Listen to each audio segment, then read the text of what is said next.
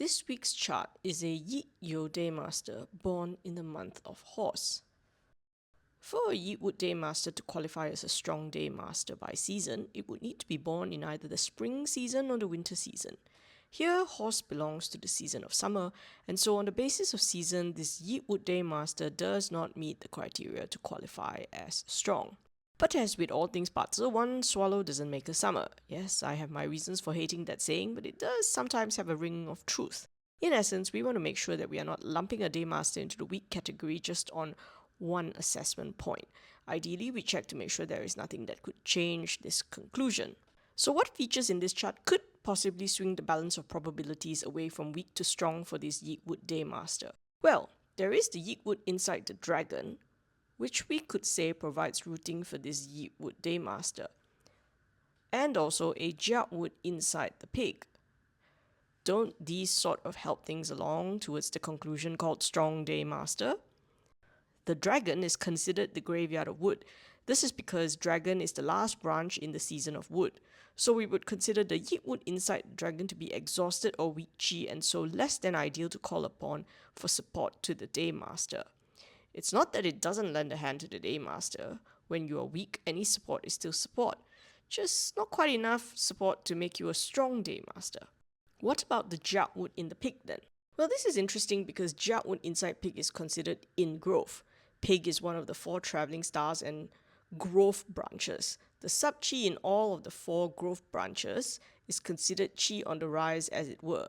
It is an element that is driving towards the peak, as opposed to in decline, as in the case of the element in a graveyard branch.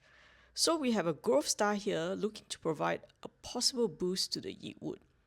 The issue with relying on the Jiawood inside the pig is obviously proximity.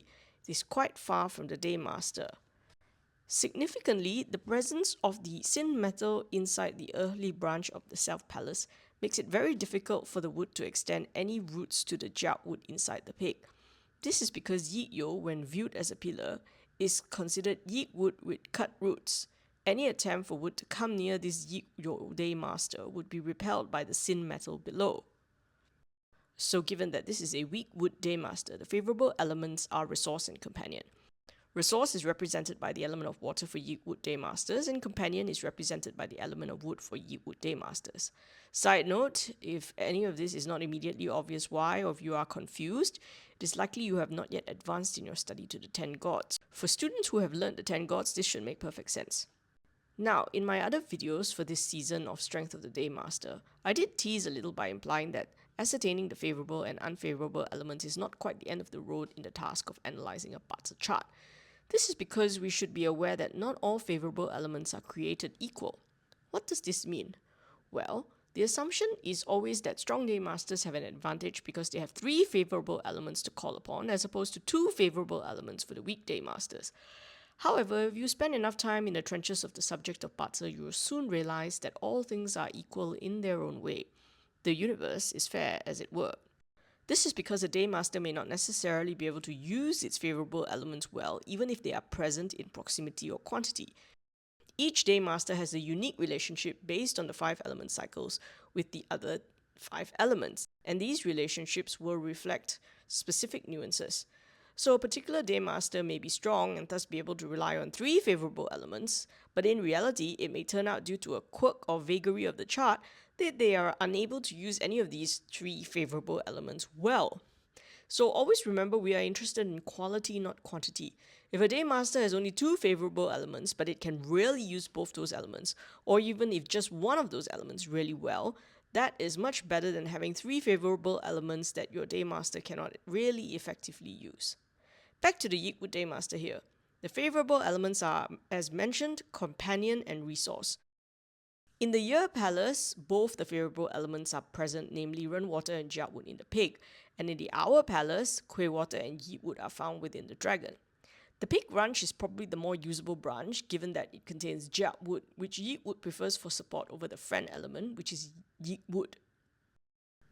However, it is a rather far away branch, which makes reliance on the branch a little tricky.